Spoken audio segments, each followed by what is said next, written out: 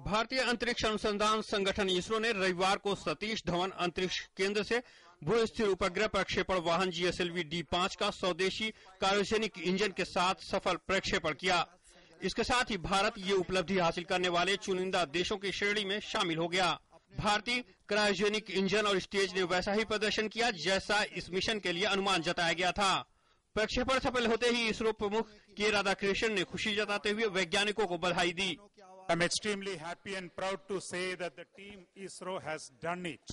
The Indian cryogenic engine and stage performed as predicted, as expected for this mission, and injected precisely the GSAT-14 communication satellite into the intended orbit.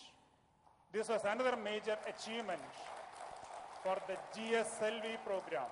This is an important day for science and technology in the country, for space technology in the country.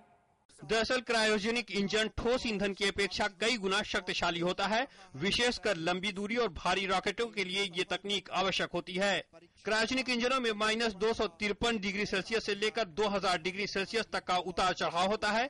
इस तापमान के अंदर इसे कार्यशील बनाए रखना वैज्ञानिकों के लिए चुनौती होता है। GSLV D5 का प्रक्षेपण पिछले साल 19 अगस्त को किया जाना था, लेकिन ईंधन लीक होने के बाद अंतिम समय में प्रक्षेपण स्थगित कर दिया गया था। उसके बाद इसरो ने वाहन की त्रुटियां दूर की। GSLV D5 के माध्यम से संचार उपग्रह GSAT-14 को भेजा गया। ये भारत का 23वां भू स्थिर संचार उपग्रह है। GSAT-14 भारत के 9 ऑपरेशनल भू स्थिर उपग्रहों के समूह में शामिल होगा। संचार उपग्रह GSAT-14 का उपयोग टेली शिक्षा, टेलीमेडिसिन, ग्राम संसाधन केंद्र, आपदा प्रबंधन और लोक प्रसारण सेवाओं के लिए किया जाएगा।